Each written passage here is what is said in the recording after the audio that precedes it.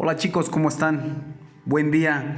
El día de hoy vamos a hacer una grabación desde mi celular y de ahí lo subiré a YouTube. Más adelante les pasaré por WhatsApp cómo encontrarme y para que vean uno de los primeros, e inclusive fue el primer tema, bueno, pues que se dejó de tarea y que ahorita vamos a retroalimentar. Digo, de alguna manera la información e inclusive los mejores maestros son los libros.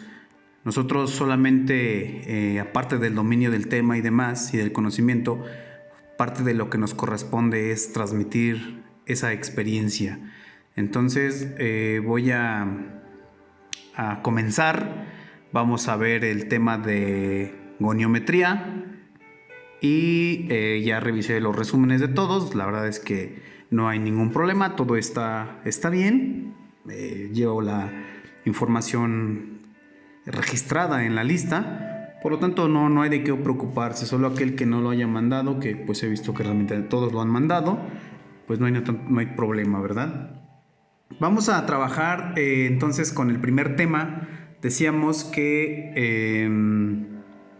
les recomiendo también, previamente, les recomiendo que obviamente este video que yo voy a subir a YouTube lo vean en el celular, porque en la PC, el día de ayer hice un video desde mi teléfono, pero en la PC, es decir, en la computadora, pues se ve muy chiquito e inclusive se ve de lado. En esta ocasión va a ser así el video. Yo podré acercar o alejar la imagen sin problema. No puedo escribir, es difícil. No conozco muchas aplicaciones, aún no estoy muy adentrado para poder hacer videos de buena calidad, ¿no? Inclusive, digo, no, mi video no es muy bueno que digamos, pero al final del día hacemos lo que podemos. La finalidad es la retroalimentación. Bueno, pues comenzamos con el primer tema, que es la goniometría, y les decía, yo puedo ir ampliando la imagen y reducirla. Evidentemente la goniometría deriva de dos palabras griegas, como sabemos, y en la primer clase siempre se los he dicho, para poder muchas de las veces definir un concepto muy importante, saber la etiología, los vocablos que pueden ser latinos o griegos. En este caso, la goniometría, bueno, deriva de dos palabras del griego. Uno de ellos es gonio, que significa ángulo, y el otro pues es metrón, que quiere decir medición. Luego entonces, a partir de ahí, yo puedo sacar mi definición mencionando que la goniometría pues es la ciencia o disciplina que se encarga del estudio de los ángulos que vamos nosotros a medir. Entonces es la medición de los ángulos. Esta herramienta, que forma parte de no solamente de la materia de biomecánica, como materia de biomecánica, sino en las carreras tanto de medicina y las que comenzaron a salir hace pocos años, como la terapia física, la rehabilitación o la fisioterapia, se utiliza de una manera tan constante que es muy importante saber desde los conceptos básicos, sus aplicaciones, sus enfoques, sus objetivos. Todo esto es muy importante conocerlo.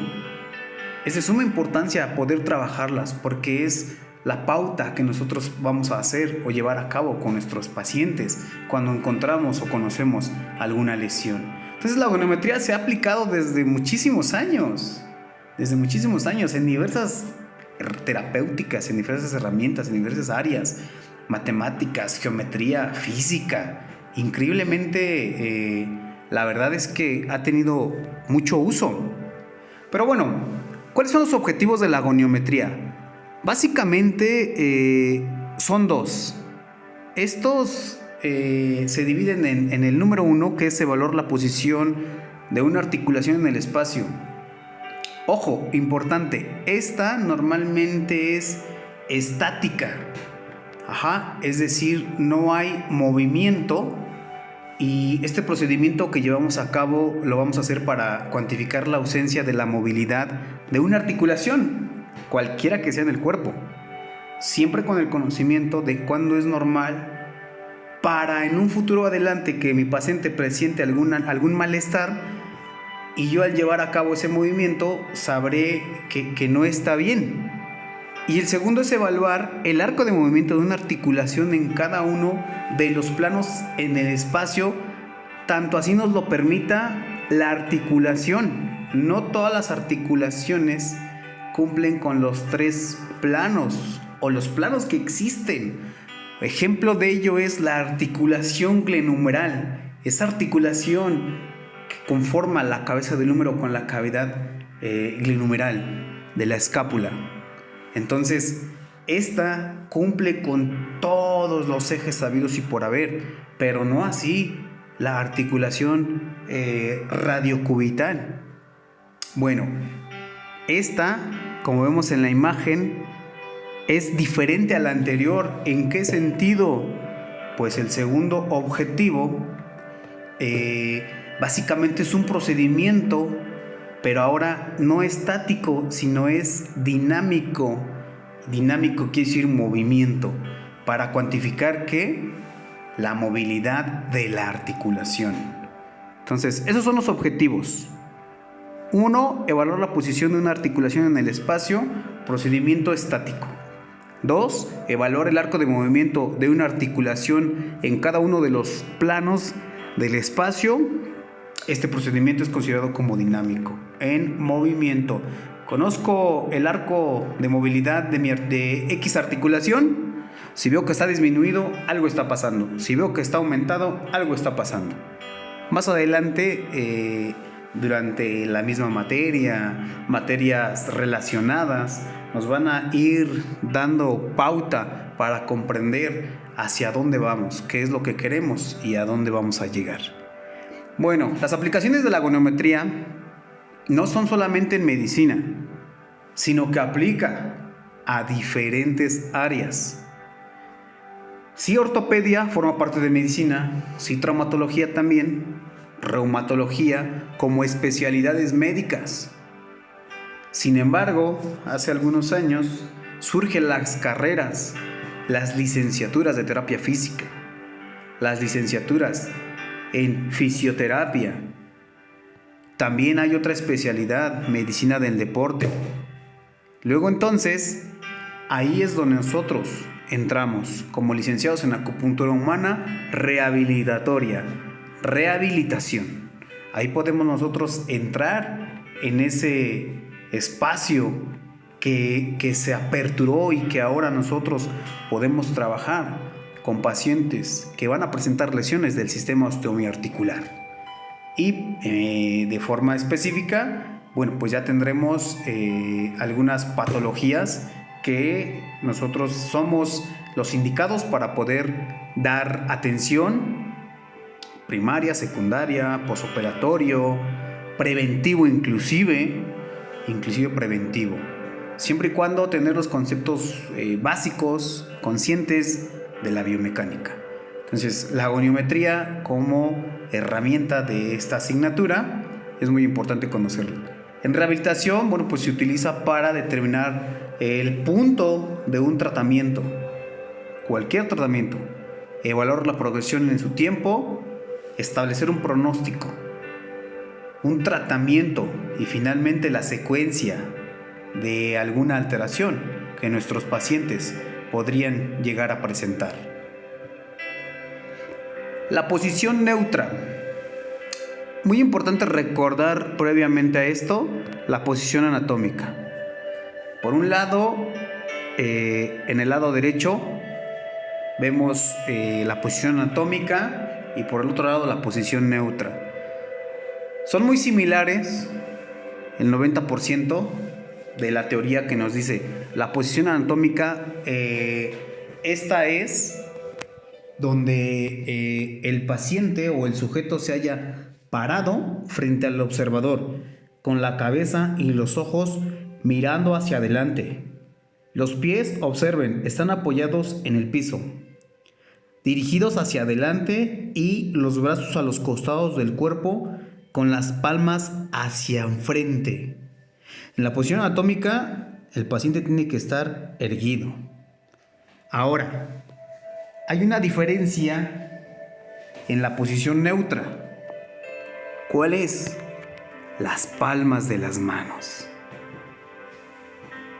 Esa diferencia es que el pulgar y los dedos, sobre todo los pulgares, se dirigen mirando hacia adelante.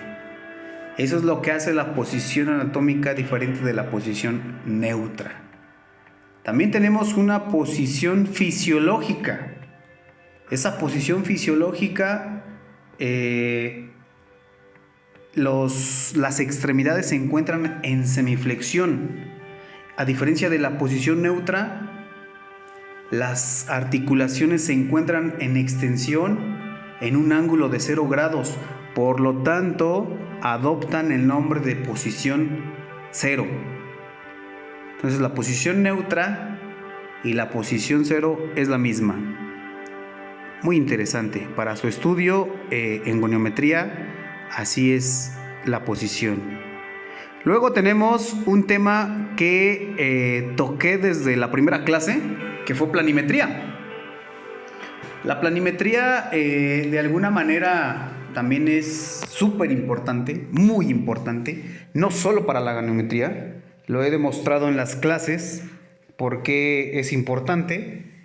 Y bueno, pues estas son superficies planas imaginarias que pasan a través de las partes del cuerpo.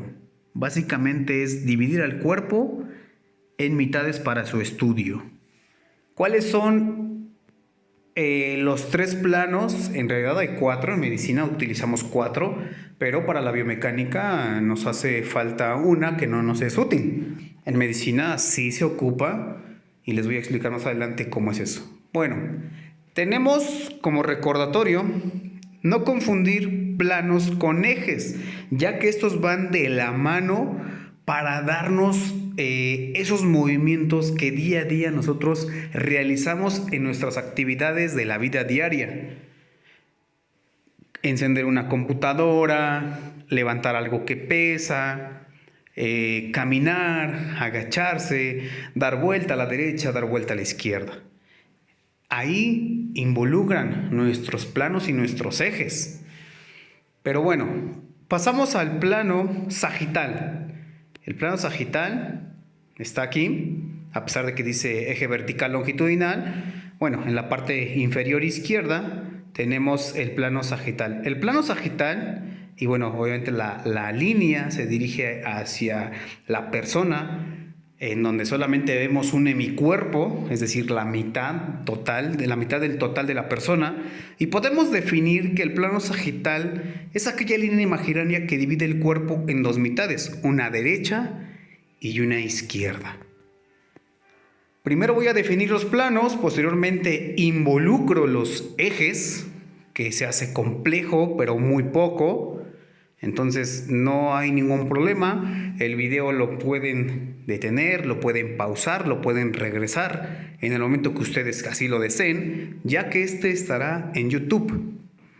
Luego nos pasamos, el plano sagital está pintado con color, el plano sagital divide el cuerpo y está pintado en 2 mitades, derecha e izquierda, vemos la derecha y está pintado de color amarillo. Luego pasamos al plano frontal. Está pintado de color verde, es una línea imaginaria que divide el cuerpo en una región anterior y una posterior. Sin más, me voy a la parte de arriba. Ahora puedo decir que encontramos el plano transversal. Este plano transversal divide horizontal. Es importante, siempre se lo he dicho en clase, que aprendan todos los nombres que se les coloca a la misma región, a la misma parte, a la misma estructura. Entonces es el plano transversal u horizontal. Este divide al cuerpo, y está pintado de rosa, en 2 mitades, una superior y una inferior. Bueno, pues ya tenemos los planos, plano sagital, plano frontal, plano transversal. Pero ¿qué tal? Ahora vámonos a la interacción con los ejes. Siempre van a cruzar de manera perpendicular con un eje. Y un eje es una línea imaginaria que atraviesa también. Pero ahora vamos a conjuntarlos. El plano sagital va a ser perpendicular con el eje anteroposterior. Ahí está. El eje lateromedial, perdón. El eje lateromedial. Ese eje lateromedial nos va a permitir hacer varios movimientos. ¿Como cuáles? Esos movimientos van a ser de flexión y extensión. Entonces, el eje laterolateral va a ser o transversal, por eso estaba yo acá en esta imagen, al principio la estuve buscando, pero bueno, no la encontraba, ya está, aquí está. Ese eje forma como parte de una bisagra. Entonces, el eje, si a este imagen, pensando que sea una señora, yo le pido que se dirija o que se doble hacia enfrente, hace un movimiento de flexión. Y si le digo que lo haga hacia atrás, hace un movimiento de extensión. Entonces, de ahí puedo decir que el plano sagital está en relación con el eje laterolateral o transversal para poder llevar a cabo mis movimientos de flexión y extensión. ¿Dónde tengo esos movimientos? Pues en la extremidad superior, hombro, codo, muñeca. Extremidad inferior, cadera, rodilla, pie, y puedo hacer movimientos de plantiflexión, dorsiflexión. Entonces, esa es la interacción de un plano con un eje. Luego nos vamos con, podemos hablar del plano coronal. El plano coronal o frontal divide al cuerpo en dos mitades, una anterior y una posterior. Este plano va a interactuar con, déjenme busco aquí el eje y les voy a decir, con el eje anteroposterior. Este plano que está aquí, frontal, el verde, interactúa con el plano eje anteroposterior, perdón, no plano, con el eje. ¿Para qué? Para poder llevar a cabo mis movimientos de abducción y aducción. Así como está la línea imaginaria, entra en la articulación, no tanto del brazo como lo marca ahí. Vamos a llevarlo a la parte alta, en el hombro. Y en el hombro atraviesa un tubo, yo les decía, y ese tubo de adelante hacia atrás se llama anteroposterior. ¿Qué movimientos te permite hacer? Abducción y aducción. Principalmente, esos mismos pueden ser entonces en la cadera, en los dedos de las manos y en los dedos de los pies. Puede abducir y aducir. Luego ya tenemos entonces el plano sagital con el eje transversal o laterolateral. Ya trabajamos el plano frontal con el eje anteroposterior. Y finalmente me queda un plano, el plano transversal. Este plano transversal, que divide el cuerpo en dos mitades, una superior y inferior, trabaja o interactúa con el eje longitudinal. Bueno, ¿qué movimientos me va a permitir realizar este plano transversal con el eje longitudinal? Los movimientos de rotación interna y rotación externa. Cuando estábamos en clase, a muchos nos costaba comprender estos movimientos, pues hoy tenemos el video para poder regresarlo, adelantarlo, detenerlo, analizar qué es lo que estoy mencionando. Entonces este plano plano coronal, plano transversal u horizontal, interactúa con el eje longitudinal para hacer movimientos de rotación interna y rotación externa. Pronación y supinación. Siempre es importante estar lo más actualizado. Hoy por hoy, apenas en una certificación que llevé a cabo previo al coronavirus, pues nuestro maestro ponente decía que los movimientos del pie de inversión y eversión mal dichos, que ahora se dice pronación y supinación. Ellos son los expertos, nosotros tenemos que estarnos capacitando día a día o mínimo una vez al año, tomar algo que te mantenga en constante crecimiento para no cometer por ahí fallas. Nos vamos a encontrar con personas muy preparadas, profesionales de la salud, colegas, que si no nos estudiamos nosotros, bueno, pues nos vamos a ver, considero que mal. El arco de movimiento. Es muy importante aprender, sobre todo estos grados que nos van a permitir comprender lo patológico de lo normal. Entonces, nos tenemos que estar estudiando al maestro de la biomecánica, que es Capanggi. Y bueno, por ahí ya les pasé los 3 tomos, si no mal recuerdo. Y si no, por ahí ahora sigue, como dicen los youtubers, me lo dejan en los comentarios o me mandan un WhatsApp. Dejen en los comentarios para que se vea bonito. Son mis primeros videos. Chafitas, pero ahí la llevo. Más adelante creo que esto me está gustando. Lo haré con más frecuencia. Inclusive directos o en vivo. Voy a estudiar un poquito de tecnología de transmisión de videos para que les agrade. Bueno, se define como la cantidad de movimiento expresada en grados que presenta una articulación en cada uno de los 3 planos. Ya dijimos cuáles son los 3 planos: sagital, coronal y transversal. Bueno, algunos factores que influyen en el arco de movimiento, pues hay muchos. Algunos de ellos son las articulaciones. Muy importante saber que las articulaciones se dividen o se clasifican por su anatomía y por su función. Meramente si son anatómicas, como recordatorio, sí es importante saber que existen articulaciones fibrosas, cartilaginosas y sinoviales.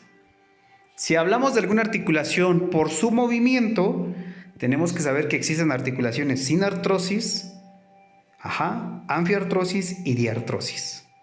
Cada una de estas, si nos desconocemos un poquito ahí de las definiciones o los componentes, bueno, pues a leer articulaciones, a regresar a los libros de anatomía. Anatomía 1. Esas articulaciones, entonces, diartrosis es una de las que decíamos que por su movimiento se clasifican por su función, por su movimiento. Diartrosis quiere decir que tiene mucho movimiento. Por ahí mencionamos una mala palabra que de alguna manera creo que no se nos va a olvidar. Diartrosis quiere decir que se mueve mucho. Ustedes ya lo saben, recuérdenlo, y si no, pregúntenlo con sus compañeros. Esas articulaciones, es importante saber que tienen una cavidad articular, una membrana, una cápsula, líquido sinovial, ligamentos, meniscos. Importante. ¿Qué vamos a encontrar en estas articulaciones? Todavía vienen por sus formas. Las famosas enartrosis. Esas enartrosis son articulaciones en donde su superficie va a ser esférica. Ejemplo, articulación glenohumeral, articulación coxofemoral. Y pues miren, aquí está una enartrosis. Articulación esférica, enartrosis, articulación glenohumeral. ¿De acuerdo? Vamos a tener la articulación cóndilo-artrosis, convexas y cóncavas, sus superficies al momento de anclar, encajar, Estas articulaciones tienen una superficie cóncava y una superficie convexa. Un ejemplo de una condiloartrosis, articulación temporomandibular. En anclaje o recíproco en silla de montar. Es una articulación con forma de silla de montar, literal. Y bueno, pues la vamos a encontrar. Una de ellas es la articulación que se encuentra en la parte interna de la clavícula con el hueso del esternón. Es una articulación esternoclavicular, pero también una articulación metacarpofalángica del pulgar.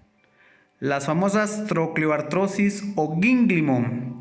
Estas articulaciones son muy importantes. Todas estas, si ustedes recuerdan, las vimos cuando yo hablaba de articulaciones en biomecánica articular y hacía mención de las articulaciones y daba el ejemplo.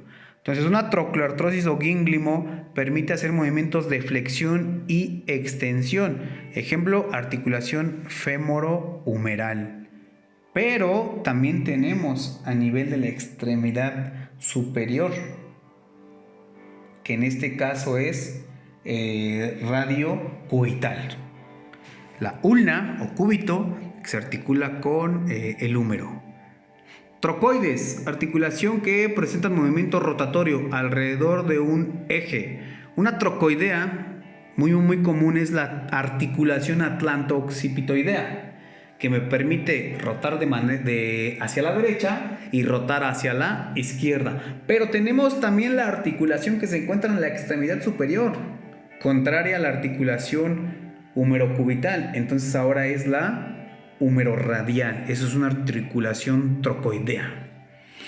Articulación, inclusive, observen, aquí está. Ajá. Y acá está la condilia.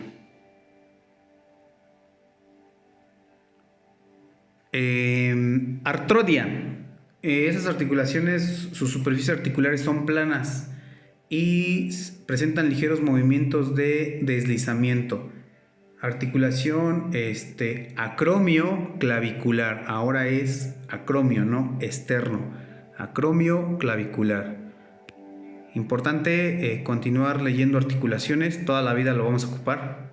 Toda la vida. Anfiartrodias. Poco movimiento. Poco. Esas se dividen o están compuestas por tejido de tipo fibroso o cartílago hialino. Las más comunes, sincondrosis y sínfisis. Ahí está, sincondrosis, que presentan de alguna manera cartílago hialino que une a ambos huesos. En este caso es en la región medial al esternón y en la región lateral a la costilla. Entonces es una articulación de tipo sincondrosis y es una articulación costocondral. También tenemos en la parte inferior, en la línea media, para ser exactos, este tipo de tejido fibrocartilaginoso que une a dos huesos y es la articulación sínfisis. Evidentemente tiene el nombre de sínfisis del pubis. Luego continuamos y nos vamos con las articulaciones sin artrosis. Sin quiere decir nada, sin movimiento. Normalmente vamos a encontrar las suturas. Esas suturas, ¿dónde se encuentran? En el hueso del cráneo. Y importante, están unidas por tejido fibroso. Vamos a tener varias: sutura serrata, sutura escomosa, sutura plana o armónica, la sindesmosis, las gónfosis y esquindilesis. Todas estas articulaciones están en el cráneo, a excepción, por ejemplo, de la sindesmosis y las gónfosis. Las gónfosis son las articulaciones alveolodentarias, el diente con la cavidad. Y vamos a tener las sin sarcosis, es una articulación no tan común, creo que es la única, Y bueno, es la articulación que se encuentra entre la escápula y la torácica en la región posterior del tórax.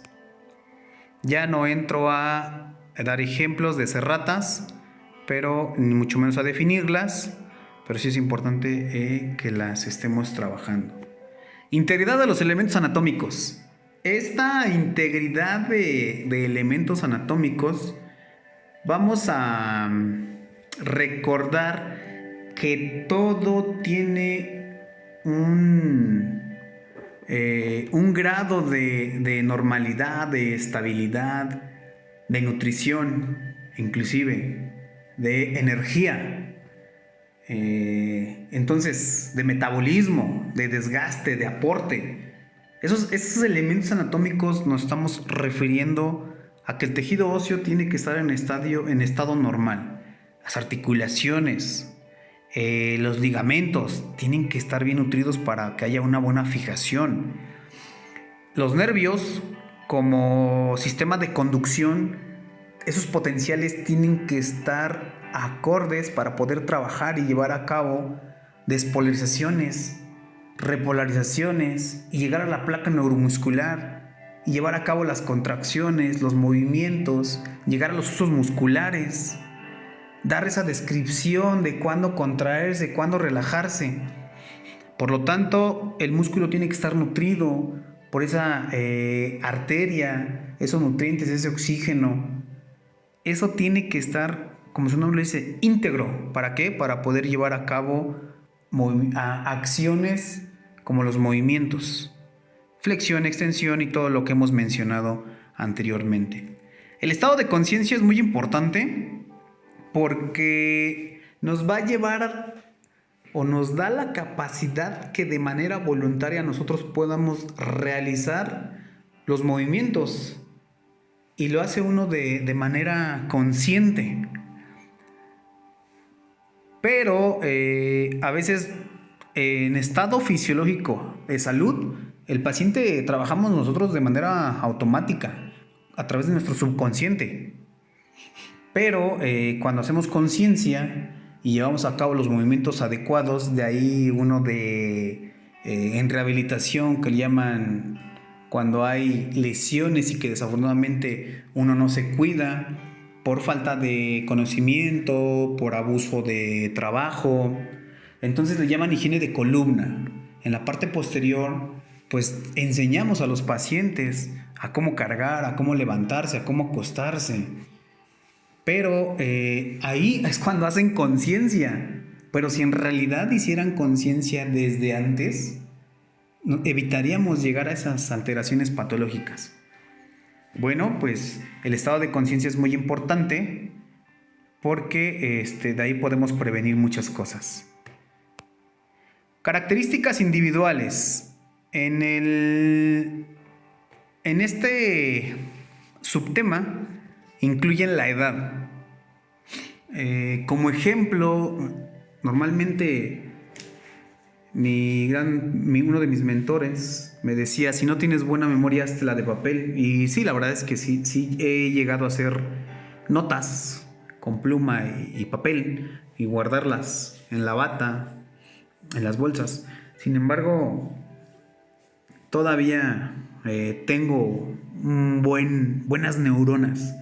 Entonces yo les hablaba en aquel tiempo porque estos temas yo los di desde el principio. Ya no tuve que subirles nada a la plataforma de qué es lo que tenían que hacer, ya que todo lo anoté en el pintarrón. Y entonces recuerdo que les dije: tienen que ver las características individuales como la edad.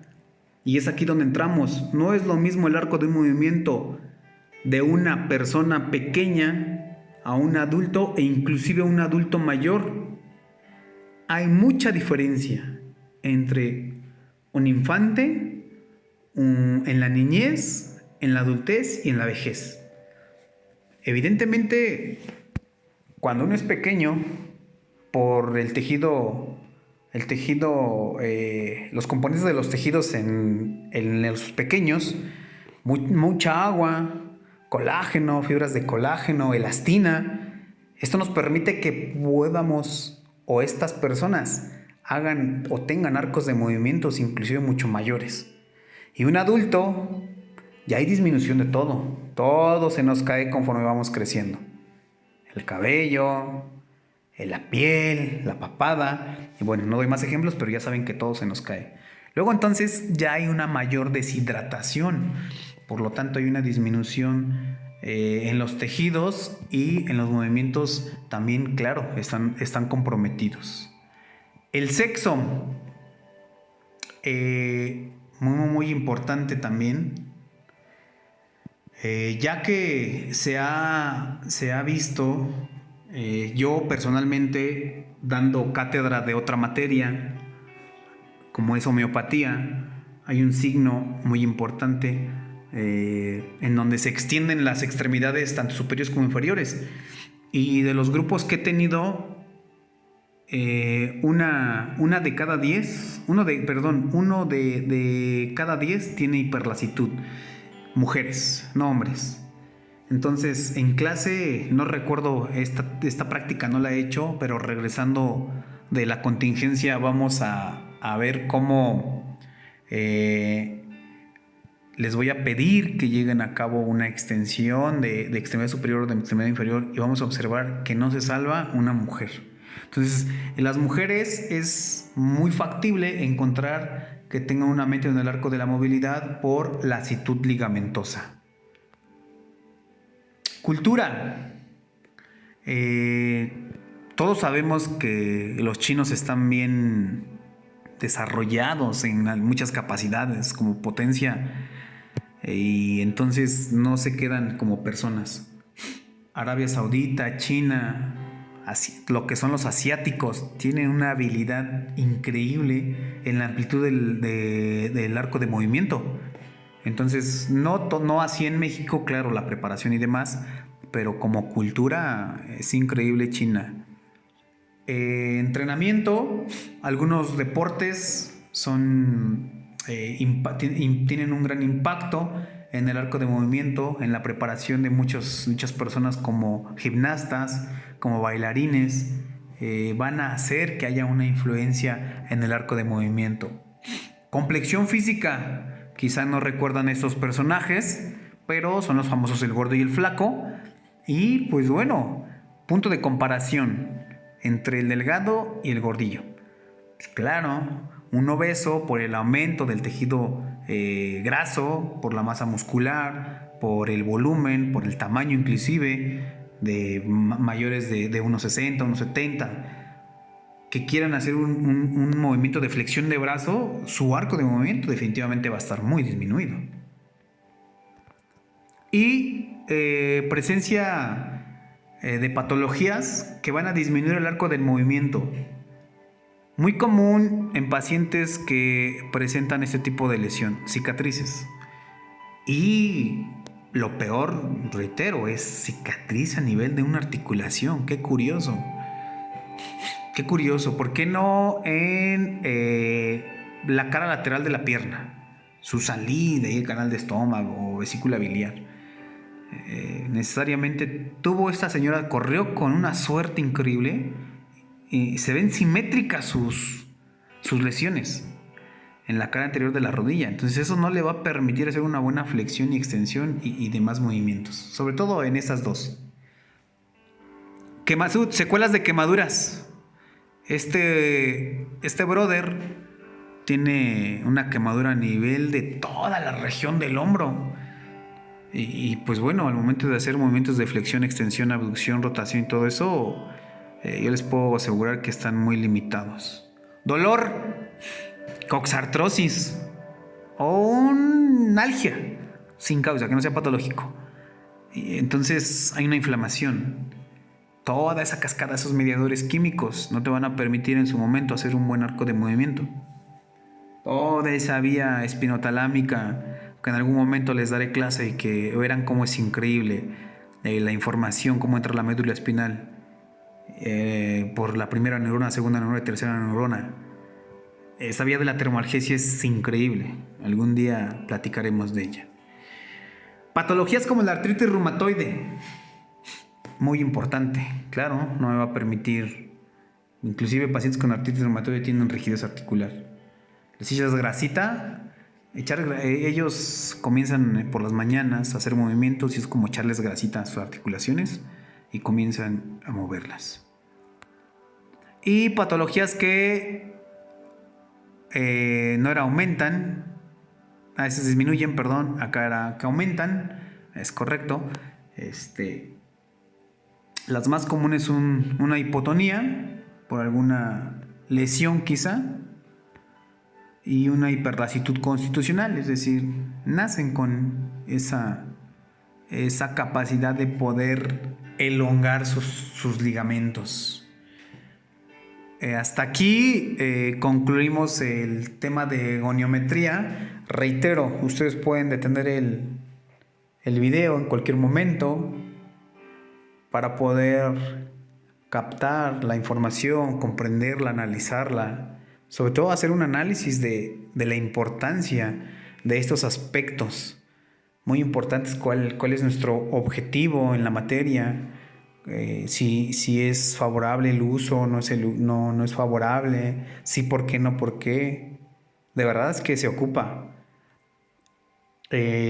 todos esos factores que influyen en el arco de movimiento, todas estas patologías que nos vamos a encontrar día a día. Luego entonces les voy a dejar lo subo esto al Schoology, ustedes le dan un clic, inmediatamente los manda a la ubicación y pues si no, de todos modos les mando el canal de YouTube y bueno, ahí pueden inclusive ver uno de las otras materias que voy a estar subiendo y están interesantes. Más adelante lo trabajaré de una forma diferente también. Haré videos, pero conmigo, haciendo pruebas, haciendo movimientos, pero denme oportunidad que me familiarice en ese sentido del uso de las aplicaciones, de cómo transformarlas, de más. Entonces, por el momento fue todo. Los dejo, que tengan una muy buena tarde y fin de semana, descansen. No salgan, traten de permanecerse en casa el mayor tiempo posible, salvo que sea una cuestión muy importante. Pues adelante, pero sí muy específico. No salir. Cuídense y les mando muchos saludos a todos. Hasta pronto.